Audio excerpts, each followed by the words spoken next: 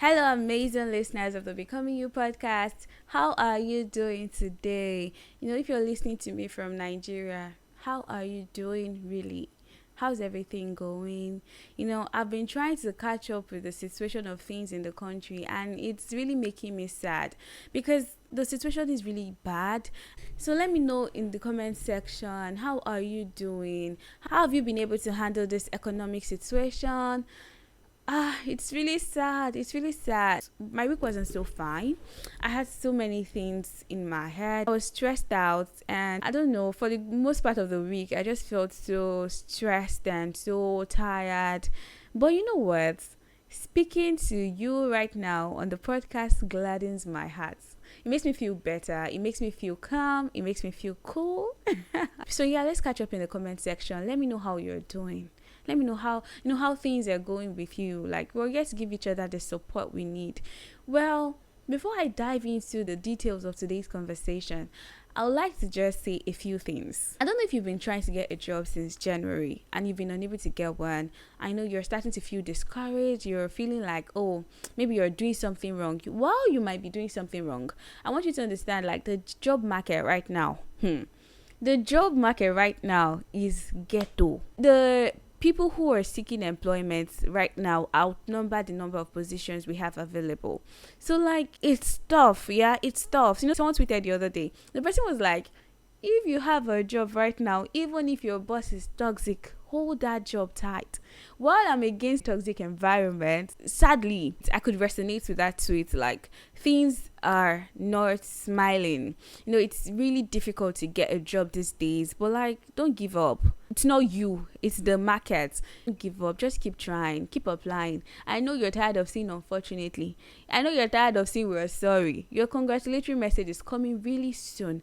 Keep going. See, we're in this together. Let's keep pushing. We're going to get it soon. And while you're pushing for it, keep building your skills and keep reviewing your process. Because I'm aware of the situation of things, today's episode is really gonna be on the cruise notes. We'll just be cruising and be talking about interview experiences, the crazy ones. I'll be sharing most of my experiences, and I think I have wants to share from a friend also. And things I learned, I got better from them. The good, the bad, the embarrassing. Now let's dive into the conversation of today.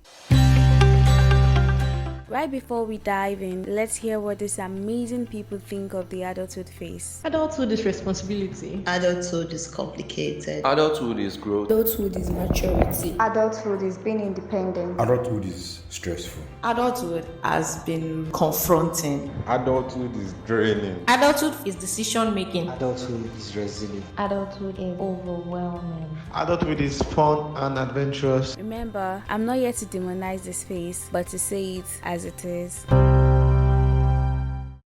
I don't even know where to start from. I kind of have so many experiences already. And okay, let me see. Let's just take it chronologically. My first ever interview was in 2020. This is an experience I can never forget because it was both embarrassing and it was a moment of growth for me. So this is how it went. A friend sent me this job ad of this multinational company that was looking for business development representatives. Basically, the main skill that was needed for the role was just the Portuguese language, the ability to speak and understand the Portuguese language. And by now, if you've been listening to this podcast, you know what your girl studied at the university. I studied Portuguese language. So it was a very good one for me. And, I took my shot at it, sent my application. I did not really have experience prior to that time. It was an entry level role, so they were willing to train people. Then my dad was even the one that dropped me off at the time on the day of the interview. Yes, I'm a daddy's girl. My siblings right now will be hated, but I don't know if it's like firstborn privilege, but I did enjoy being babied by my dad. The company was located at Lekki in this very nice building. And when he dropped me, it was like, this place is really nice. I really want you to work here. And he wished me good luck. I was prepared. Before this interview, I did not sleep. I read about the company. I read about the role. I checked for possible interview questions. I was prepared. Then I got into the interview room. The interviewer asked me, what's this role about? What's the company about? What do you know about this? What do you know about that? It was like an interrogation because I was mute. Then he would ask me, then I would reply. Crowned my responses. Then guess what?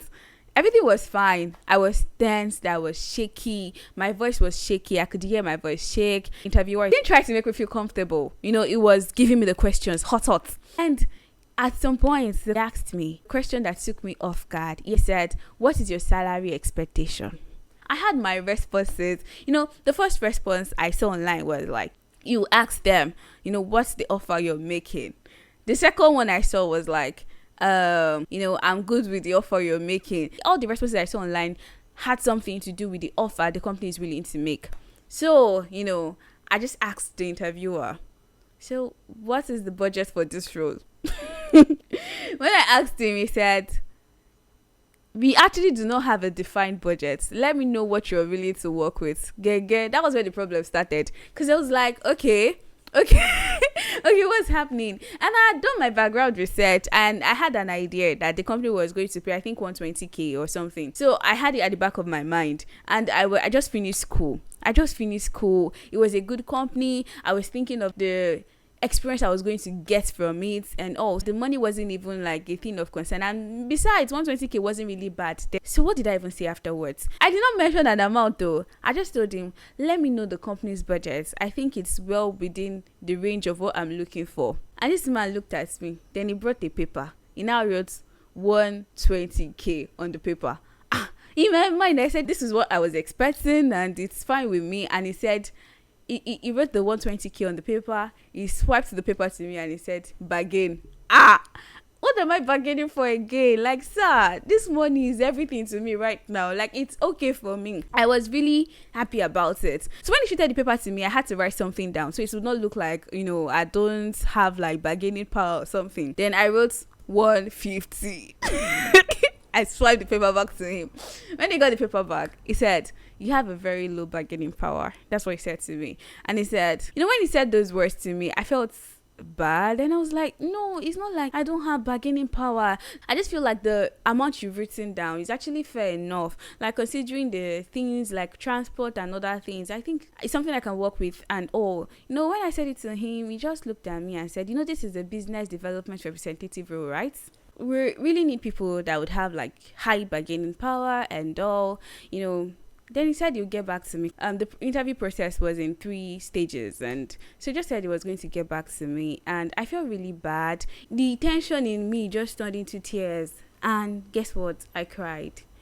Like, I started crying in front of the interviewer. It was really bad. Then it was like, do you have any question for me? I was in tears, and it was like, oh, okay, bye-bye. I'll let you know if we'll be moving forward with you. I don't even know what was more embarrassing, crying in front of the interviewer or being unable to negotiate my salary expectation. I was just embarrassed. I was just crying. I know my dad just told me like, it's fine, next time make an offer, you should know what you want, you should know your worth and all. And he said a lot of things to me. What I learned from this experience, I was ready to take anything the company was going to offer me because I felt I did not have anything to offer.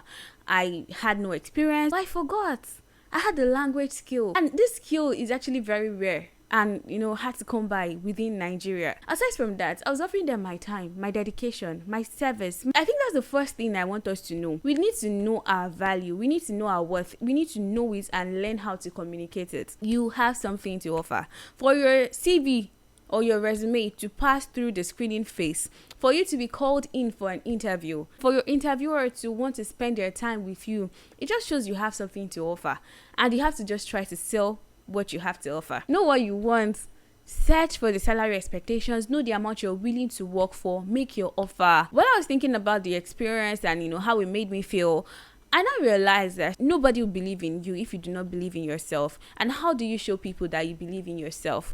By knowing your value and knowing how to communicate it. It's not something that would happen overnight. It's not something we'll wake up with, but it comes with time, it comes with experience. But it's something that you have to consciously try to improve on. Guess what? I actually passed through the first stage of the interview and I was called in for the second phase.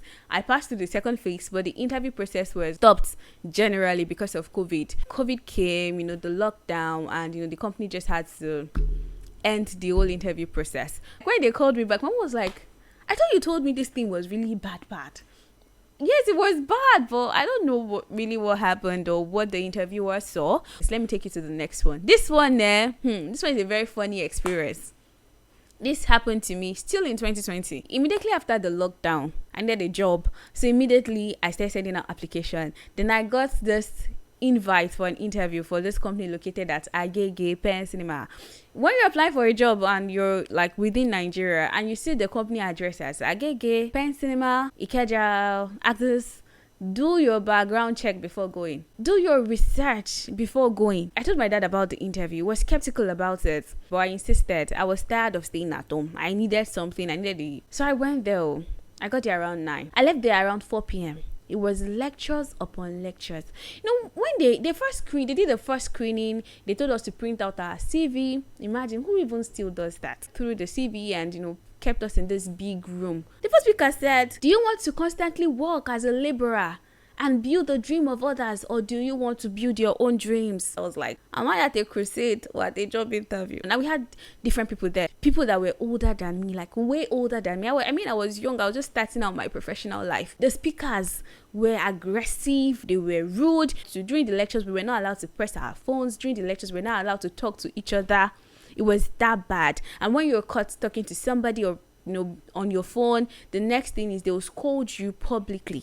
You'll be scolded publicly. So it was bad. We were just scared, and the lecture went on and on and on, and they kept on talking about how we need to build our own dreams, how we need to get things done for ourselves. They were just preaching. That's what I would call it too. We were just from one motivational lecture to another motivational lecture, and I was like, what's going on here? And afterwards they said it's time for the interview around 4 p.m. 4 p.m. they started the interview. We went in. They asked us like basic questions, why do you want to work here? Where do you live? And are you ready to make it in life? And we answered them. So they told us they'll be having a seminar, and we needed to participate in the seminar before getting the job. And to participate in the seminar, we needed to pay seminar fee of, I think, 1.5 and buy one manual or something. We needed to pay something like 3.5 to get the job. And I was like, why do I have to pay to get the job? Anyways, I left the place angry, hungry, and I was just sad. In fact, I was annoyed. I left with a lady, and the lady was lamenting to me. She was ranting. She was like, what just happened? What's going on? Like, I don't have money. I came here to get a job so I can work for money, and you're asking me to pay. And she asked me, are you coming for the seminar? I said, my sister, I don't know. When I get home, I would know. But then at that point, I had so many questions in my head. So like I told my dad my experience, and my dad said, run. That is not the kind of job you're looking for. I felt the need to investigate. I became a detective. So I went on Google, searched and searched until I came across this particular post someone made about it on Naira Land years ago. Apparently this whole fraudulent scheme has been going on for a while, and they had this thing they'll bring people for lectures, they'll get money through the seminars you'll be paying for. So like when I came across it, I was like, wow. So I like wasted my whole day with a fake job interview. I felt really bad, but it was really funny, and I was really grateful to God because I was not duped or robbed. The day for the seminar came, then these people called me. I went for the interview on Wednesday. The seminar was for Saturday, and this man called me on Saturday morning, early in the morning, and he says, hello Bukola, are you coming for the seminar? I said, no sir, I'm not coming for the seminar. I said, are you sure you want to make it in life? I do not think you're going to make it. I said, no, I'm going to make it in life. What? And he ended the call abruptly, and I was like, oh my God, things are happening. No. So yeah, what did I learn from this? Always do your due diligence. Search. It's not enough to get a website. Look for them on LinkedIn. Check the profile of the employees. Check them out. Look, in fact, dig deep. If it's something like that, dig deep. Do your research, because it's ghetto out there, and people are doing all sorts of things, to lure people, to harm people, and to scam people. A lot of fraudulent activities are going on, especially if you're going for a physical interview. So confirm that the company actually truly exists. And what else did I learn from this experience? I think I also learned that a good job will never ask you to pay for anything before actually giving you an opportunity or giving you a position. So any job that is asking you to pay, any job that is giving you motivational lectures rather than interviewing you, just know that there's something fishy, and you have to be at alert and run as fast as you can. A friend of mine fell for this same scam recently. I think, was it not last year? Yeah, I think last year she fell for this same scheme, this same arrangement, still at Agege. So guys, be very careful. What other experience do I have? Oh yes, I have this very sweet experience. See how I'm blushing. This particular one put a smile on my face, and this one gave me my first job, and it was actually a remote role. It was in 2021, I think March in 2021. Yeah, so I got this opportunity. I applied for the job on LinkedIn. I got invited for the interview. So it was really cool. They were cool people, really cool people. But do you know what happened? Nigeria happened during that interview. I'd said everything. I'd done my research. I had everything in check. They were asking questions, not like tell me about yourself. Like at that time, I had mastered the response to tell me about yourself. But so as I was answering one of the questions, see, internet went off. I'm not kidding, internet went off. I was like, no, Lord, this is not happening. I tried everything within my power to get back on the call, but it wasn't just happening. Immediately my internet was restored. I sent a mail to them to inform them of what happened, and I was just praying. I was like, God, please, I don't want to lose this. These people are cool. I want to work with them. I was really hopeful, and yeah, they gave me a second chance. I could have given up because of what happened, but I needed to just give it one more shot, and I sent that mail and they gave me a second chance, and the second chance was just nice. It was like a conversation. Interviews are supposed to be conversations. Make them as conversational as possible. And ever since I realized that interviews are supposed to be conversational, I've actually had beautiful interview experiences. It has been nice because I feel less tensed. I feel less scared, less anxious. I'm just there trying to know more about the company, trying to sell myself, and it just goes well. The second opportunity they gave me, it was nice. And I wrote in my CV that I studied the Portuguese language and I speak Portuguese. And you know what? One of them was actually learning Portuguese language. So he goes, I see here that you speak Portuguese. And he said something in Portuguese. I think it was like, como vai? I think, how are you? Como vai? Or something. And I was like, hi, estou bem, e você? And it was like, oh yeah, this is an interview I will never forget because it was fun, it was exciting, it was sweet, it was cool, it was conversational. So what I learned from this interview experience: do not lie on your CV. I saw what kids the other day of someone that lied that they speak French on their CV, and the boss called them in to speak French with another applicant that also lied, and they were just speaking gibberish. Do not lie on your CV. Try to be as truthful as possible. You can describe your impacts in an elaborative way, but please do not lie to be who you're not, or lie to have done what you've not done or can do. Do not lie about your abilities or your skills. Just sell yourself in the best way you can. So aside from this, I got the job, obviously. I got the job and it was really good.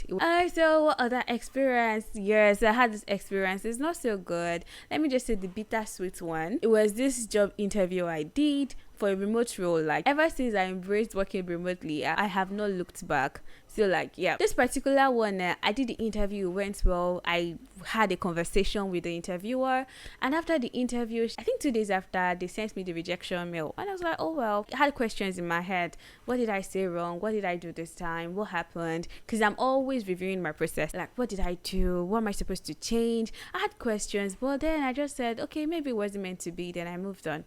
2 weeks after, I got a message from the interviewer. Can we, schedule a call or something? And we jumped on this call, and she told me that I was rejected because of my nationality. I was heartbroken because I was there thinking about different things, blaming myself, only for you to let me know that you actually rejected me because of my nationality. This is actually a conversation we'll be having some other time.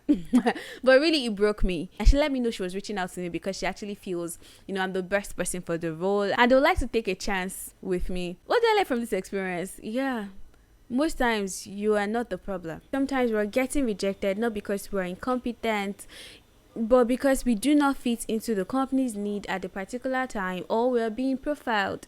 Yeah, because that was a case of profiling. And that brings me to the experience my friend shared with me. So hers was in Nigeria. So yeah, she went for this particular interview, and the interview went well. It was good, it was conversational. Yeah, and towards the end of the interview, the interviewer asked to know her age. When she responded, the interviewer asked her why she wasn't married. Are you serious here? So to cut the long story short, she actually did not get the job because of her age and her marital status. Can you imagine? And I'm just like, things are happening really when it comes to this job market.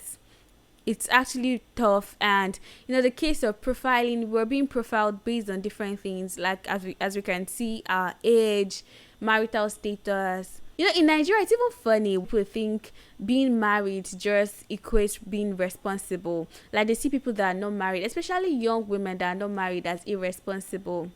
So yeah, I hope you found my gist interesting, because we're just gisting basically. And in conclusion, I would just say, while we're trying to get the jobs of our dreams, yeah, we should not give up. In fact, giving up shouldn't be an option. Keep trying, keep sending out your applications. Your acceptance letter is coming soon, and it's closer than you ever imagined. But while you're at it, I would like you to always review your processes. When I send out applications and I'm not getting responses, I review my CV, the way in which it is written, and try to change some things. If you constantly get to the interview stage and you're not getting an offer, you can just review your interview process, and just try to review your process to see if you're doing something wrong, and if you can improve on something that you've been doing. Yeah, so in conclusion, I think that'll be all for today's episode. I hope you enjoyed the gist, and if you're watching this for the first time, please kindly remember to hit the subscribe button, and if you're listening on Spotify, remember to follow the channel. Thank you so much. Keep the conversation going in the comment section. I'll be there waiting for your responses. And you know what? You can actually feel free to share your own crazy interview experience. Thanks for listening. Catch you on the next episode. Do not forget to live every moment and leave no room for regrets. Remember to follow this channel so you get notification whenever I drop a new episode. Thank you. Bye.